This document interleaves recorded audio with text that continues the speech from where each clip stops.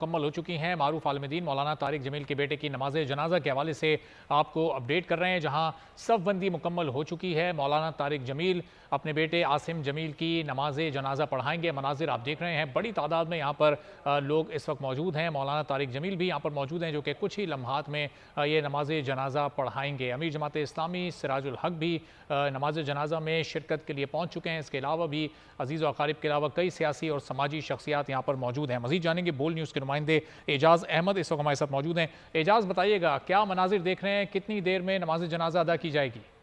ज्यादा रश है, लोग पूरे मुल्क से आए हैं, तकरीबन आउट ऑफ कंट्री से भी लोग आए हैं। ये पंडाल जो है पूरा भर चुका है। इस वक्त मौलाना तारिक जमील साहब जनाजा पढ़ाने के लिए पंडाल में आ चुके हैं और मौलाना सिराजुल हक साहब, अमीर जमात इस्लामी सिराजुल हक साहब भी पहुंचने वाले हैं। तो मैं इस हवाले से आपको बता दूं कि ये जो आज सारा दिन ही लोग ताज़ियत के लिए लोगों का रश लगा रहा है। मौलाना साहब ने 7:30 बजे का ऐलान किया था। 7 बजे नमाज इशा अदा करने के बाद अभी अभी पंडाल में पहुंचे हैं, तो इधर पाँव रखने की भी जगह नहीं है, तो बहुत ज्यादा रश है। तो पूरी फिजा सोगवार है इधर। जी एजाज, ये भी बताएगा कि कौन कौन सी मशहूर शख्सियात यहाँ पर मौजूद हैं या कुछ देर में पहुंचने वाली हैं? आपकी इधर बहुत शोर है। एजाज, ये बताएगा कि कौन कौन सी मशहूर शख्सियात यहाँ पर मौजूद हैं या अभी पहुंचने वाली हैं कुछ ही देर में यहाँ?